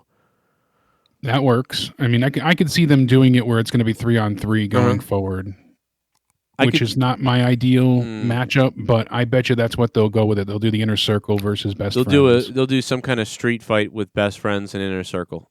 Yeah, what we saw in the Stampede. Something like that. Mm-hmm. Yeah, you're probably right. It won't be as big as what we got from there, but something along those lines. Yeah, and what will happen is they'll get the win back. Like Orange Cassidy and Best Friends will win the match, get a win, get something back. But one of the God damn it, what's the tag team? Which one? Best Friends? No, the other one. Inner Circle or Santana and Ortiz? Santana and Ortiz, yeah. Santana or Ortiz will take a pin. Yeah, they'll be the ones to, and they'll win the battle. They'll win the battle essentially that way. And yeah, they didn't win the battle; they won the war. That kind. Yeah, of, I get what you're saying. Yeah, he didn't win the battle for the title, but they won the war. Yeah, like that sort of thing. Am I the only one that kind of is agitated? A little bit of the bubbly. That's it. Oh, my bad. Want some bubbly? Oh no, you're Look good. At this stuff. Oh, bring it in. A little bit of the bubbly. That's it. Question for Jake: will you be on Corrupted Saturday? I am going to try to be, because I want to be there for the UFC fight, so we'll see what happens. If we get Jake Saturday, he'll be here maybe off and on, or however long he wants to be for UFC, and then he'll be on Corrupted maybe too, because Drew will not be here. So it will be me, possibly Jake. I mean, at any point Jake could get sick or something, so Jake is here if he can be and wants to be. I always want to be. I know you want to be. Yeah. So I guess what I'm trying to say is he'll be here if he. Yeah. I'm not Mr. A little bit of the bubbly. That's it. Yeah. That's Want it. some bubbly? Look at this stuff. Oh, a little bit of the bubbly. That's it. Duck JD, banana. What up, Peyton Royce? I think they need to. Banana Army. They need to start thinking about, even though Kenny Omega, Peyton Royce's pussy, thank you. Even though Kenny Omega is a little bit of a theatrical weirdo and, he doesn't quite have the Jericho charisma on the commentary and stuff like that, I really think they need to start thinking about trying to make him more of a main eventer. Even if he's not wrestling for the title, I still felt pretty excited by New Japan Kenny Omega. And I'm somebody who, I definitely cherish Jericho a lot more because he's got so many other talents. And, Yeah. you know, Kenny Omega's a one-trick pony of come out and wrestle, and that's about it. And I don't always love everything, but that's what he does best is he goes crazy in the ring and fine. But his little entrances are fun too, and then his little theatrical wrestling matches are usually pretty okay too. Even if I don't always love the style, I'm more of a Jim Cornette thing sometimes. But I've bought New Japan, I've bought Wrestle Kingdom several times, and I've been psyched for Kenny Omega's entrance and then his match, and then I've been enthralled by Kenny What Omega. else we got? So a little bit of the bubbly. you need to think about it. Bubbly? Look at this stuff. A little bit of the bubbly. That's it. Jake, have you tried medical marijuana for pain or natural cause pills will keep you hooked on pain pills? Yeah, narcotics are awful. I am actually just started smoking a few weeks back. I told everybody in chat. So right now I have cherry pie and pineapple express. Delicious. Hell yeah. I got to go down to my place. They're open again. I was like, there's no way this stuff tastes like pineapples. But Yeah. it does. Really? It totally does. It's crazy. I love pineapples. I know. And inhale that right to the lungs. Isn't it funny? Like when we were kids, like our parents were like, "You don't do those. Those are drugs." And like there was commercials about the little white things rolled up and Yeah, evil this is drugs. your brain on crack. Yeah, now, those now, lovely. now we're parents and we're just like, "Yeah, I'm gonna smoke a little bit." You know, and everybody's just like yeah, exactly. normal. It's just so lax It's but just really, different. it's all natural. But That's the thing. there are still a lot of parents though, even like around where I live, they're like in their 40s or 38s. And they think that's like it's horrible. Like they're like, It's the oh devil. my God. Yeah. They're like, what? Like, are you serious? But most people aren't like that anymore. They're the ones but that'll drink, 15 boxes of wine in Yeah. one sitting. So. slap their kid like and clean. And Exactly. It's just weird. Like, yeah, it's not. Go cut a switch and clean my gun. Yeah, exactly. But no, I don't remember what we were saying. But oh yeah, I think Joey Janela versus Darby Allin in a ladder match for the TNT Championship at some point will be like fucking prime time. That'd be legendary. Put those Even guys. staying with Jericho and Cassidy, if we team up, Chris Jericho and Sammy Guevara comes back, Les Sex Gods, we get them reunited. I mean, Orange Cassidy, you could team him up with a dozen people, and Darby Allin would be my top though, because he still has issue. That fits, with canonically, because Jericho is feuding with Darby Allin still in the Inner Circle. So have Orange Cassidy and Darby Allin team up, take on Les Sex Gods. It still bothers me that he's Le Champion, but he doesn't have the belt. I don't know. It's not really a gripe. It's just it's a point of contention, but something silly to pick on. I got to shout out Soundwave 92, man. He is the top donation of the night so far. With friggin' $40 drop earlier, man. Thank you to Soundwave 92, man. And everybody who donated tonight. I'm sticking around a little bit. I'm going to be going live on my gaming shit on Twitch. And so we're going to be going live there right now, actually. Boom. I'm going live on the Purple Place. So if you guys want to continue hanging out, talk to me about some stuff, hang out and troll people that come into my stream that have no idea who I am and are like, yo, what's going on? Then you guys can all just attack them and be like, yeah, it'd be funny. Twitch.tv/Joe Cronin JCS. Links to everything down below. My Instagram, Facebook, new Twitter is @JCS Commentary. I don't think that's down there yet, so don't rely on. It's not corrupted anymore, because I am banned for life on Twitter. So Twitch, we're Purple Place, the Rivals. We're going live over there with. I'm going to be messing around with my Diablo Shias. Yeah, season 21. That Dawn drop you got, the primal one. Your reaction was great. I mean, dude, my daughter was like, "I'm going to give you good luck," and I'm like, "Oh she is my good God, luck. all right." And then boom. You know what's weird though is like I've found 2 primals this season. Well, you get one when you hit a level, and then I found that one. And I've got 40 hours played. There's a dude who has 60 hours played. This motherfucker has 12. Here we go. I'm About like, to get what? it, man. Here we go. Here we go. Here we go. Oh, no. Another title on there, you. Really? 4 is enough. The Villain. What up, Villain? Villain, I agree, man, my fellow Diablo player. But, it's sort of a gimmick thing, so it doesn't really bother me. I think MJF is more like the $1 Million Man with his diamond ring and that sort of thing and whatever, but I don't mind it because the FTW belt sucks. And it's Taz's $1 million belt. That's all it is. It's a gimmick. It doesn't mean anything. It's not sanctioned in the. It means something to Taz, and it means something in wrestling history in a way, but it's really not a official belt, and it's just something that Taz is doing and to get heat and all these other things. Brian O'Donnell, thank you for the host on Twitch. We are going to be streaming Diablo in just a few minutes, season 21. WWE has so many titles. Yeah, I agree. But so I'm not worried is what I'm trying to say. Not a fan of the belt, really. Didn't care too much. Immediately knew what he was doing when he brought it out. Yeah. This will be a quick one and done scenario. I don't think they're going to keep this around, honestly. Hopefully not. Once this feud is over, I bet you it'll fall to the wayside. But I could see Brian Cage putting it up week to week against like jobbers and then just beating the shit out of him.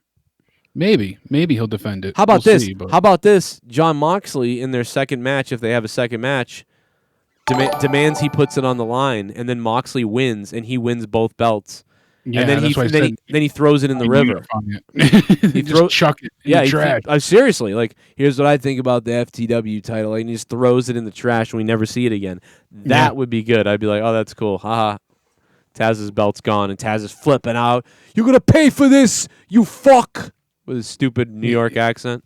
Yeah, you'd be a good revenge angle. You know, they gotta vanquish the belt and get rid of it. There you go. Yeah, man. Hey, James, thanks for the host, man. James hosting me on Twitch. So isn't Steve Calan. Thank you. Dwelsh has let me know that it looks like he's saying, it seems anyways, that Triple H is announcing that Adam Cole is going to the main roster. What? Because Triple H tweeted out saying that there is a saying, it's the talent that makes the title. And he's talking about Adam Cole. He's got a picture of him and Adam Cole. He said during his 403-day reign over the black and gold brand, Adam Cole made the NXT championship the championship, which I agree. Yeah. That reign might be over, but he's just getting started. Adam Cole is NXT, and that is undisputed. I take that as, you know, he's letting you know that he's still NXT and he's got more to offer. I don't think he's being moved up yet. I think NXT needs him at this point. He's one of their biggest draws. Yeah, what would he do on the main roster but get lost? He would be swallowed whole right now, and not in a good way. Yeah, I don't. Yeah, what the hell? There's no feud for him to, like. We could all say, "Oh, I'd love to see him and Daniel Bryan again," or him, you know, but he just wouldn't fit into any program right now that they have in Vince's eyes. I know we could make 1,000 different booking scenarios with them, which would be excellent, but WWE doesn't think that way. So, fantasy booking aside, I don't know which show they would probably put him on Raw since Matt Riddle just went to SmackDown, and that's a death sentence. What are they going to do? Have him go right against Drew McIntyre? Yeah, I don't know, man. I can't believe he would be. Balor. This is not the time to come up, I don't think. No, especially with no audience. Especially in a ratings war in a way, and in a little bit of a rivalry here with... Yeah, you know, but especially with NXT. No crowd. You want Adam Cole to appear like a Day After Mania idea where it's something worthwhile and you get this huge reaction of all the star power coming through the doors. That's why I'm so just upset that... we knew it was going to happen that way, but I am so disappointed about SummerSlam. Yeah, I was finally able to go this year. I was like, "Oh, this is going to be great. Lose some weight by then. Get to go see everybody." We were going to party, man. I was going to have a hotel and a bar. I'm mad, dude. I was going to get revenge on Drew for stealing the Monetize This championship. You know, there was plans. There was a lot of plans that got ruined, dude. And I was going to meet so many people. Like it was going to be a blast. It's been a while since I've gotten out. So, yeah, really, anybody. Because what can you do? I really missed 2016, man, with the whole Hardy thing, and then going to all the wrestling, you know, getting all of the tickets that I got, and the traveling, and the, you know, Brian Zane's thing, and WrestleCon, and it was wild, dude. Like, yeah, you were going to shows quite often. We all were. It was so fun that year. It was amazing, dude, and it was cool to meet people who watched the shows. We were getting out and about and at least accomplishing, you know, some meet and greets and things like that. So I hope that when the crowds come back, that the audience does come back a little bit. Like I'm hoping that our reviews go back up a little bit and the interest comes back a bit because, we were still on fire. We were still 1,200 people watched when we and you would do a Raw review. 1,200 people would be there. Now it's like 600 to 800 people, and it's like, wow. 4,000 for a pay-per-view. Where is the audience? The audience just is aren't gone. watching. Raw had its again terrible ratings this week. I'll pull those up in a second. Oh my God. It was another just shit show for them. They have to do something. I don't think they understand how bad this is. This is the first time finally it's affected me. Like really. Like, this is the first time I can say, like, you guys better figure, people are dropping. By the way, speaking of Diablo, right, Diablo 3, one of the big Diablo streamers, Bloodshed, I was watching his stream earlier because I was hanging out playing Diablo and I was watching him. He started bringing up wrestling, and he goes, yeah, when the whole COVID thing, he's like, I couldn't deal with it, and I stopped watching it. And I didn't even know he watched it. And I heard him say that, and I went, oh, my God. I'm like, dude. Yeah, there it is. People don't want to watch casual wrestling when there's no audience and it's not touring. And he didn't say it sucks. He didn't say like, oh, it's so bad now and how everything is bad. He just said, no, I wasn't like feeling it without the crowd. It was weird, so I just decided, man, I'm gonna take a time out and I'll come back and whatever. I'm like, wow, he's a casual. They're but not still. down on it, but casuals seem to be feeling that way, that they're just not interested in the studio environment. Yeah. Raw drew a 1.68. Oh my God, dude, that's like that's the lowest rating ever. It's almost the lowest rating ever. That's like what the hell's what's the record? 1.69 or something? It's really close to the lowest ever. Yeah. Are you serious? I think they had one rating like that this year already, though. It says WWE Raw draws near record low audience this week from Wrestling Inc. So. Oh my God. I thought that was the record. You almost that was. This is insane. the second lowest viewership in history. Going back May 4th of this year, drew a 1.686. Oh. So this drew a 1.687. So they literally had a 0.001 difference. Oh my God, man! We called this for years though. So one extra household recorded Raw, and hey, I honestly knew it was going to keep going down. You've been saying this for years, 5 years now. The ratings are going to crash. They're going to crash, but I didn't think we'd get to a time where we saw under 2. Honestly, I figured, oh shit, they'll find a way to recover. And even with COVID going on, I still didn't think we'd really. COVID has definitely made it worse. I mean, COVID has spotted them 500,000 missing people, right? Because I think if COVID wasn't going on, I think they would do a 2.1 right now. I think they'd be doing a 2.1 without COVID. Now that's bad though, still. Yeah, but people are preoccupied. They're either just not in the mood to watch wrestling. They're not feeling it with the studio atmosphere. It's the same repeat every week almost. That's why nobody wants to watch it. Yeah, it's been very copy-paste, rinse, repeat. It's been the same show heavily on, especially Raw. SmackDown's been a bit better, but Raw has just felt like the same show weeks on end without any break, unfortunately. Damn. And on top of it, people they're protesting. They're preoccupied. They have real-life issues to attend to that isn't dramatic TV. That's a great point. People are scrambling, trying to work a second job. They're watching the news. They're finding new jobs. They have to work, multiple jobs. They have different stresses. So things have changed, and entertainment's on the low side of things right now. It's starting to freak everybody out. I mean, I've had a bad couple weeks. I should be making more videos than ever and creating my new channels that I've been working on, and I've just been in a funk, man. I got some depression. I just didn't want to I felt horrible. Like, I don't know what it is. Like, and I think it's finally hit me. I don't think it had hit me. I think I'd been like, all right, well, we'll get whatever. Yeah, you kind of stay good until you reach that point. But at least AEW, I feel like they're trying to give you something fresh consistently. Like anytime they have these storylines, if you have one you don't care for, they usually nix it pretty quickly. Uh-huh. If they tell it's not working, like the Nightmare Collective, a couple weeks wasn't working, they gave it a shot. They don't just kill it after 1 week like Vince does. They let things, fester and try and actually achieve their goal. But if it doesn't work, they get rid of it and they move on and they learn from it. And that's why I feel like the women's division still isn't stellar, but it's improved. They've learned from some of their mistakes. Next week, we're seeing Cody, the American Nightmare, defend his TNT title against Sonny Kiss. That's an interesting matchup. Yeah, that's interesting. I mean, that seems like an easy win for Cody, to be honest. But it does, but I bet you they're going to pull off a hell of a bout. Could be a fun match. With obviously Arn Anderson. And then we're also getting the Revival taking on the Lucha Brothers. So, well, we got a caller on the line. And the Elite will go against Jurassic Express. Hey, Joe Cronin, what's going on, man? What up, 769? How you doing, man? I have a question for you.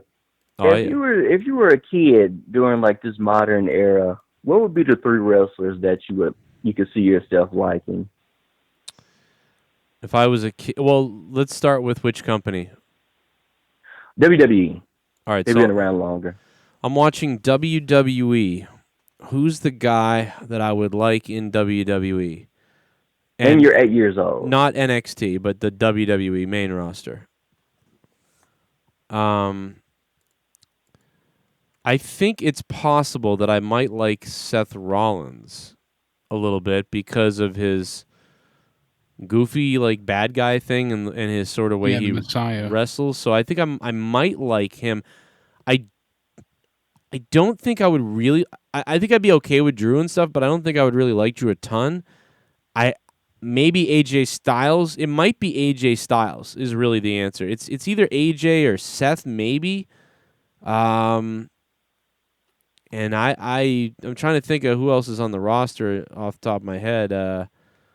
Yeah, difficult. I'm looking at the roster now, and I think I would like Ricochet if he was more focused on or showed in matches. Like if Ricochet was allowed to like wrestle more. Yeah, he and Aleister Black have both, and Cedric Alexander have taken huge steps back since Heyman's no longer there. So that's So I'd be bummed about him because I'd be like, where did he go? I kind of liked him. Where did he go? Oh, okay, he's gone, I guess, or he doesn't.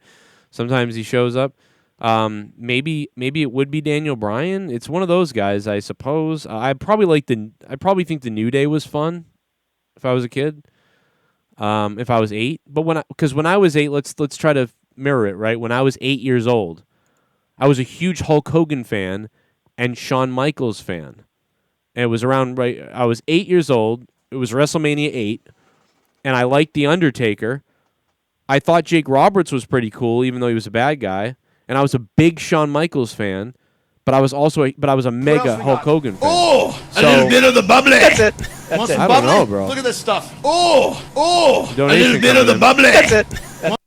What happens with North American title? You guys think Cross wins it or Keith Lee just gives it up? Cause Lee can't lose NXT title yet and Cross can't lose yet. I don't know, Alexis Sweetass. That's a good question. They're going to build this up like no other. They're going to make this a real big, must-see event. And I think that they're going to do the whole relinquish angle. Since you're not able to defend both, we're going to have you relinquish the North American title, just like we've seen champions that move up to the main roster and they have to relinquish their belt. That's my thought. I think they're going to have Keith Lee be approached by William Regal or somebody, and they say, "Oh, you're the double champion, but in order to be fair, we're going to have you, go ahead and blah blah blah." I think it'll work out that way. So they'll just have the title be vacated, and they'll have some sort of tournament for the North American title.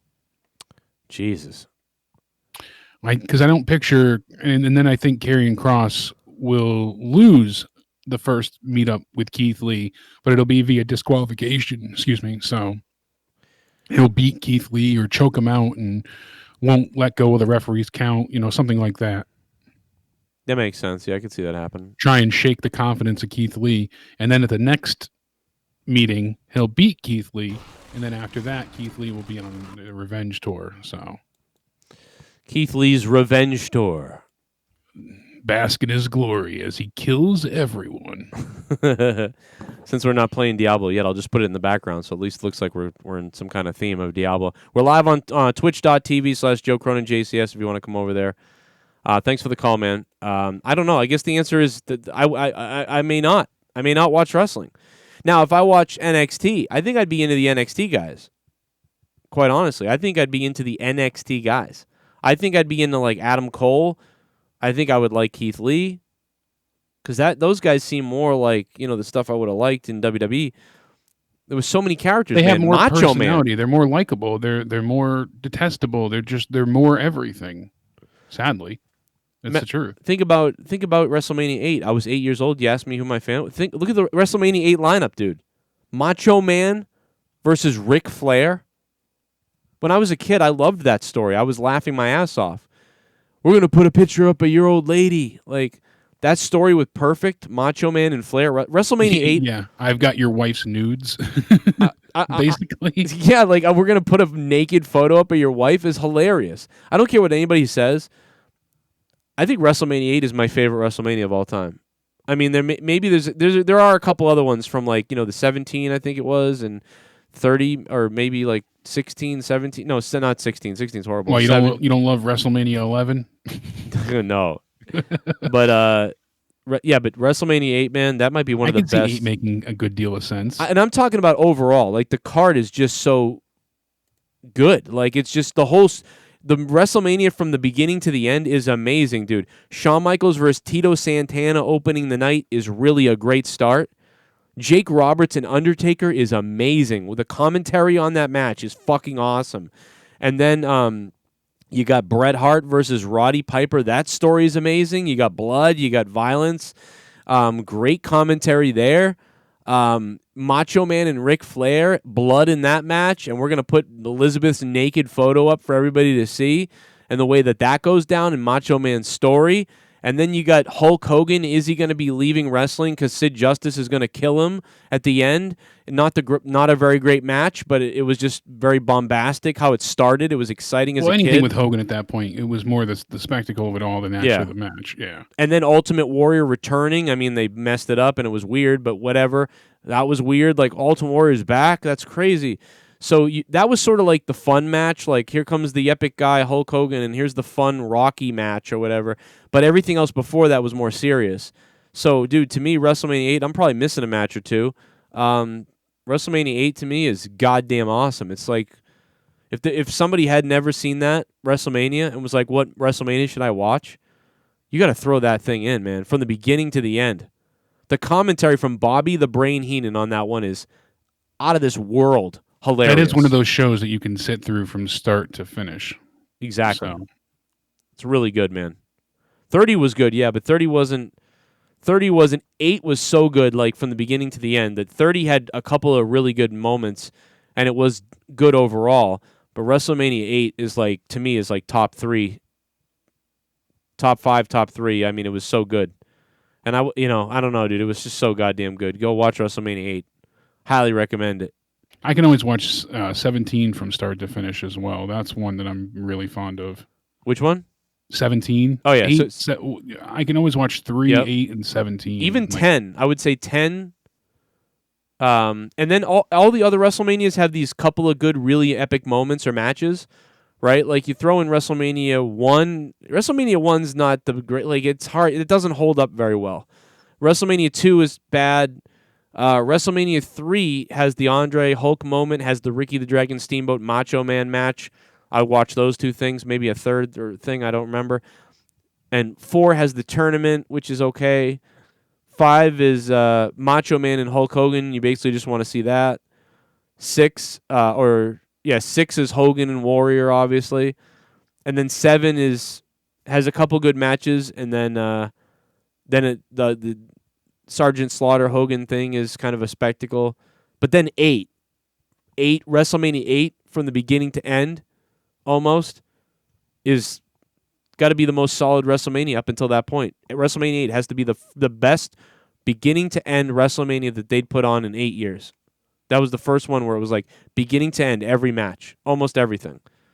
Now, there might have been some things I don't remember. Yeah, because you'd get some things that were obviously WrestleMania moments, and you get these real stellar occasions, but like you said, from start to finish, I agree. 11 was horrible. Yeah, WrestleMania 11 was one of the worst. That was the joke of me saying that before. It was one of the worst WrestleManias ever. They had audio trouble the whole time. The match, Bret Hart had his worst match I've ever seen with Bob Backlund. The only match that was decent kind of was like, I guess, was Diesel and Shawn. Diesel had his best match, one of his best matches ever in that match. And I think the opening match was all right with the tag match with the British Bulldog and Luger. And I don't know. Anyway, we don't want to review all the WrestleManias. That was okay. 12 was all right, too. 12 was good because there was like all these different things going on. You had a couple good matches. Ultimate Warrior's return there. The Hollywood backlot brawl thing was crazy. Then you had the Iron Man match. WrestleMania 10 was great because Owen and Brett started it off awesome. And then Shawn Michaels and Razor tore the house down. And that's one of my favorite openings to WrestleMania. Opening matches. Obviously, that was Owen and Brett. And Tito and Shawn opened up Mania 8 great. And Tatanka and Shawn opened up WrestleMania 9 really well. And then that WrestleMania went to shit. And just about every match in that WrestleMania had some kind of fuckery. WrestleMania 9 is hilarious. Like, if you go, like, I would say out of all the WrestleManias, the funniest WrestleMania is definitely WrestleMania 9. They're outside in front of like 3,000 people. They're outdoors. And in every match, there's fuckery. It's the funniest fucking thing you've ever seen. like Shawn Michaels. Oh, you're the champion? No, I'm going to be the champion. Shawn Michaels and Tatanka have the best match of the night, except it ends dumb. I think everything ended dumb. Everything did. Yeah. The crush match with Doink ends with a second Doink hitting him in the head with the other arm. Doink. Oh God. Undertaker's choked out with a friggin' with the chloroform or whatever the hell it was. Yep, chloroform. Giant Gonzalez, 7'7" in his big furry bodysuit. There's more too. There's like the Yokozuna main event. He gets salt in the eyes, and then Hogan comes out and wins the belt. Yeah, randomly. Like, what the hell, dude? This WrestleMania Such an 9 unceremonious victory. You know, it was like, what? The $1 million man in IRS that ends in, I think, a DQ. I think the referee disqualifies Hogan and Beefcake. Hulk Hogan comes out with a black eye because he got in a motorboat accident or whatever. I mean, dude, WrestleMania 9 is a riot. Like, it's like, if you ever you're laughing at it, not with it. So you got to keep that in mind. That was Jim Ross's first WrestleMania. Yeah. Yeah, Jim Ross is, and everybody's in togas. Like, it's like, yeah. Oh my God, Palace feel. Yep. There's another thing that I'm missing. I know there's another one. The Head Shrinkers and Steiners. I think that ends normal. I think. Yeah, I think. I have a terrible memory. I've always loved how you can go ahead and literally recall WrestleMania 1 onwards. You know, and I unless I watched it recently, I don't have that. Like, but I'm reversed. Next week, yeah, because next week I don't remember what happened on night 1 or night 2 of Fyter Fest if I don't have it in front of me. My brain just doesn't operate that way. Like, I have to, unless it's something really stands out. I have no short term. Limited space. Well, I have no short term really, and to be honest, after. Yeah, me neither. After Mania 18 or 19, after Mania 18, I kind of have trouble. I can remember, like, even WrestleMania 22. I think WrestleMania 22 was pretty good. Like, I think I like 22 because Cena and Triple H had a good main event. Even though I wanted Triple H to win. And you also watch those earlier WrestleManias ad nauseum, so you burnt them into your memory, right? You know? Yes. Even with me doing that, I still can't go back and just name it off of memory. Huh. When you and a few other co-hosts did the Remembering WrestleMania, that was interesting, just to go off of memory through the whole thing. JB, yeah, me and JB did it, yeah. And didn't JD join in as well? Then JD joined in on the third one, yeah. And people wrote in the chat, in the comments, they were mad. They were like, you and JB were having a great conversation about all this, and then he came in and kind of fucking ruined it. Like, and people were mad at JD for coming in. And I was like, well, I kind of asked him to come, and he showed up really late, so it wasn't his fault. Like, but yeah, I remember the comments, people saying that, dude. Anyway, I'm live on the Purple Place, everybody. So come on over if you'd like to. I'm staying live, but as far as YouTube goes, we are going off the air on YouTube. Yeah. So next week should be a good show for NXT. We've got Cameron Grimes taking on Damian Priest. And then we have Io Shirai taking on Tegan Knox. Now, that's the match I am looking forward to. Yeah, I like that. But Fight for the Fallen sounds, can't miss. Sounds like must-see TV. Jon Moxley taking on Brian Cage. So they're both champions. Jon Moxley, the AEW World Champion. Brian Cage, the FTW Champion. Well, if Moxley makes it, through the COVID. Yeah, well, so far it's seeming like, you know, they'll tape next week and it's supposed to be happening. I know why Drew just reminded us he cheated. That's right. Me and JB went by memory. We went by memory only, right? Yeah. So we were getting things wrong. Sometimes, but that was the point. We were like, we're gonna just go on memory and talk about WrestleMania on memory. We weren't like going like, okay, then this match happened and what really happened. We didn't even care. We were just going straight on memory, and that was it. And when we were halfway done with the third episode, which, by the way, you guys can go back and watch all these. It's called great. It's like 11 hours total. It's 11 hours. It's called Remembering WrestleMania, parts 1, 2, and 3.